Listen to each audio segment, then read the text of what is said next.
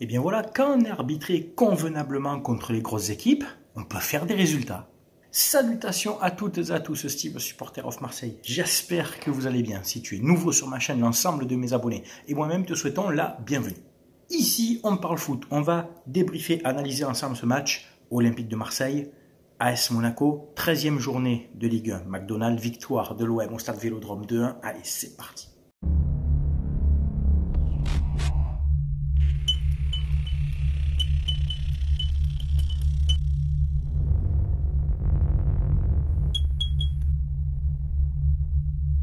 Tout d'abord, on va féliciter les supporters des deux virages, notamment nos deux virages d'ultra, de groupe d'ultra qui ont chanté, qui ont mis de l'ambiance, qui ont soutenu et encouragé l'équipe tout au long du match avec des tifos, etc. Donc déjà, très belle ambiance, stade plein encore, toujours comme d'habitude au stade Vélodrome, et qui cette fois n'a pas pesé visiblement mentalement sur l'équipe, ce que j'expliquais, tu regarderas ma précédente vidéo où j'expliquais le paradoxe entre les matchs à domicile et à l'extérieur.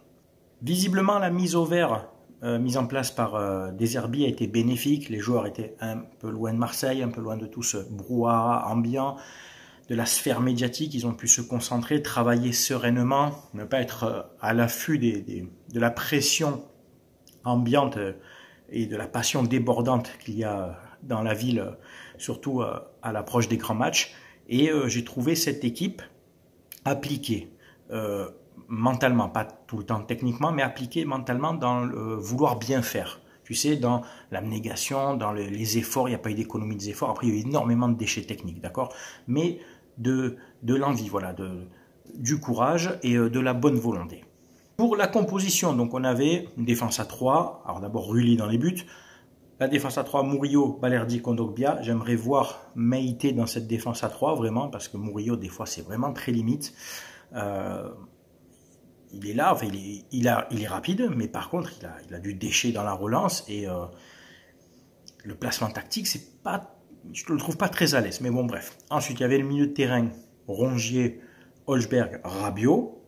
Les ailiers, les pistons, Garcia à gauche, Luis Enrique à droite et devant deux pointes, deux joueurs qui permutaient, qui inversaient, etc., un peu en électron libre, Mopé et Greenwood. Alors, on attaque le match sur de bonnes intentions, mais Monaco aussi. Monaco, très très bonne équipe, meilleure défense de Ligue 1. C'est très difficile de contourner cette défense, de les prendre à défaut. Et surtout, dans les 20 derniers mètres, on n'arrivait pas à créer vraiment la bonne passe, tu vois, vraiment se mettre en situation. On a réussi à porter le ballon, à sortir proprement, parce que Monaco a eu pas mal de situations aussi où ils se sont projetés dans nos 30 derniers mètres. Ils ont eu des occasions de frappe, etc. Et on arrivait quelquefois à sortir le ballon, mais malheureusement, dans les 20 derniers mètres, je te dis, on raté cette dernière passe. Il y a eu cette occasion de Mopé, cette passe en profondeur, mais qui a été déviée par un défenseur de Monaco. Il y a eu cette percée de Greenwood, et globalement, pour nous, en première mi-temps, c'est tout ce qu'on a eu à se mettre sous la dent. De l'autre côté, en face, tu as du Golovin, tu as du Akliouche, tu as du Ben Seguir et tu as du Balogun. Donc c'était assez rapide, technique et puissant, tu vois, et ça partait surtout dans notre dos de la défense à 3. Balerdi a dû revenir quelques fois, Kondogbia a dû boucher des espaces, Rongier est venu soutenir sa défense. Donc c'était quand même pas une équipe facile à maîtriser et défensivement, et surtout de l'autre côté, à les prendre à défaut dans leur défense à eux, tu vois. 40e minute, mauvaise passe dans l'axe de Rongier, mais alors ça c'est symptomatique de tout le match. On a fait que des mauvaises passes, énormément de déchets techniques de la part de Greenwood notamment, Holzberg, Rabiot, beaucoup de passes pas assez appuyées, beaucoup de passes qui n'arrivaient nulle part, des contrôles ratés. On a eu énormément de déchets techniques. Et donc cette passe dans l'axe ratée de Rongier qui est récupérée par un Monégasque qui se porte très vite vers l'avant. En deux passes, arrivé dans la surface sur le côté, sur notre côté gauche à nous. Et puis Golovin ne se fait pas prier, frappe du droit puissante sous la barre. Rulli ne peut pas faire grand-chose et donc Monaco ouvre le score à la 40e minute sans tellement... C'est pas une surprise, parce que Monaco a quand même des opportunités. Et c'était pas contre le cours du jeu, on va dire. À la moindre erreur contre ces équipes-là, tu le payes, tu vois, et c'était le cas. Il y a eu un fait de jeu en premier temps. Il y a eu un fait de jeu, un fait arbitral. C'est ce pied en l'air sur Mopé qui méritait peut-être un carton jaune. Alors certes, on peut le comparer à celui de Harit contre Paris, contre Marquinhos, contre le PSG, qui effectivement a pris un rouge, hein, on peut se dire pourquoi? Qu'est-ce qui fait que, même si le geste est peut-être pas aussi grave, mais ça reste quand même le même geste, non maîtrisé, c'est le même geste, à même hauteur, pied en avant, bon, en plus, là, c'est le visage. Certes, il n'y a pas la même marque hein, qu'avait Marquinhos, mais c'est l'intention, là. Enfin, tu vois, je pensais au moins un carton jaune. Bon, M. Turpin n'a pas estimé que c'était nécessaire. Je me suis dit, j'espère que dans la continuité du match, si on a ce genre de faute, il sera autant indulgent. On attaque la deuxième mi-temps, et au bout de 5-10 minutes, on se procure les premières occasions, on pousse, on se projette plus vite vers l'avant, on saute les lignes, tu vois, et on passe par les ailes. Et il y a ce centre qui vient de la gauche, alors je ne sais plus si c'est Garcia qui centre ou Greenwood, mais je pense que c'est Garcia qui est contré, alors ça donne un effet assez bizarre au ballon, ça rebondit dans la surface, et Mopé, un peu en renard avec toute sa malice, qui devance son vis-à-vis le défenseur monégasque, qui était plus grand que lui, il met une tête un petit peu en arrière, seul pour Luis Enrique, à 1 mètre des buts, qui n'a plus qu'à la pousser. Donc, 6e but pour Luis Enrique, 3e passe D pour Mopé, impliqué sur 4, je crois qu'il est impliqué sur 4 buts. Sur les 7 derniers buts de l'OM, il est impliqué sur 4 buts. 1 but, 3 passes décisives. Et donc là, Luis Enrique qui marque son 6e but, donc je suis très content pour lui, et donc on égalise, tu vois. Et on a cette période où on pousse, où on se projette, où on mène le ballon très vite vers l'avant, où Greenwood percute, etc., où ça va un peu mieux qu'en première mi-temps. Il y a le changement, Merlin remplace Garcia, qui avait fait d'ailleurs, Garcia a quand même un match correct.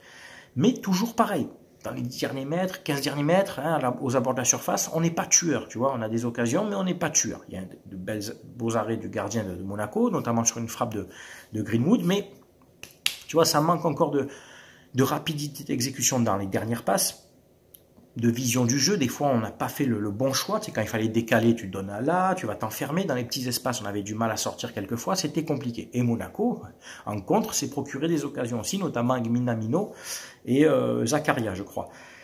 À tout moment, ça pouvait basculer des deux côtés. Mopé est ensuite sorti. Mopé passeur à la rentrée de Wai. Alors, Wai qui arrivait avec de belles intentions, mais qui finalement n'a pas eu beaucoup le ballon. Et on n'a pas réussi à le toucher, à le trouver, tu vois.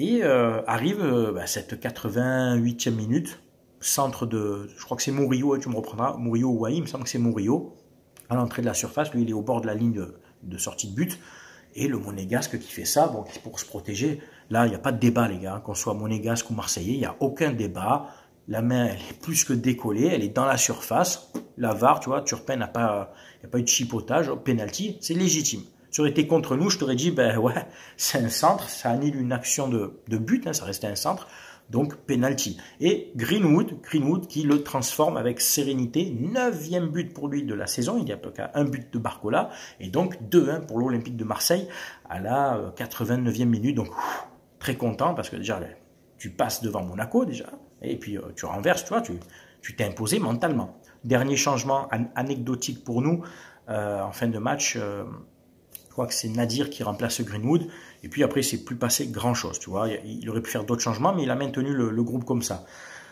On est 2e, 26 points en 13 matchs, donc on a retrouvé cette moyenne de 2 points par match. C'est très bon. Surtout, on tape un concurrent direct au podium.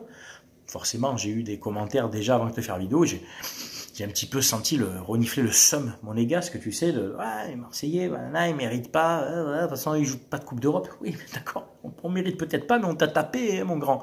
Et au niveau statistique, regarde, si on ne mérite pas, je te mets les stats ici, 63% de possession pour l'OM, on a plus de tirs que vous, on a autant de tirs cadrés, donc non, je suis désolé, on mérite aussi, on mérite, ouais, on mérite. Il ne faut pas avoir le seum comme ça, hein, c'est une défaite chez nous. Monaco, avec son maillot vert, bon, ok, je trouve que c'est pas ce qui leur va le mieux, hein, mais en tout cas, nous, on prend 3 points qui nous font énormément de bien, déjà mentalement, pour un match à domicile, et j'espère que maintenant, on va enchaîner un peu, hein, et on a donc 26 points, on revient à quoi? À 6 points de Paris, ils ont 33, si je dis pas de bêtises, 6 points ou 9 points de Paris, je sais plus, tu me marqueras, j'ai oublié le classement, mais on est surtout 2e, et c'est très important, je dis. Mentalement, hein, c'est bien d'avoir gagné à domicile, de se réconcilier un petit peu avec le public, hein, du Vélodrome, et de taper un gros, hein, de taper un concurrent direct. Donc bravo aux joueurs, bravo au coach, au staff, la mise au vert, etc., etc.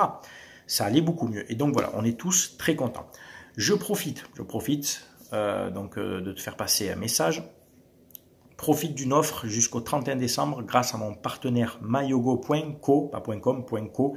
Tu trouveras des maillots de l'Olympique de Marseille, notamment de cette saison, des années précédentes, des maillots vintage, 99, 93, 91, des équipements, survêtements, pantalons, des maillots d'équipe nationale, au monde entier, Europe, Asie, Afrique, Amérique du Sud, Océanie. Tu trouveras des maillots de Serie A, Bundesliga, Première Ligue, Liga, Eredivisie, Championnat d'Amérique du Sud. Tout club européen a un très bon tarif de 26 € le maillot.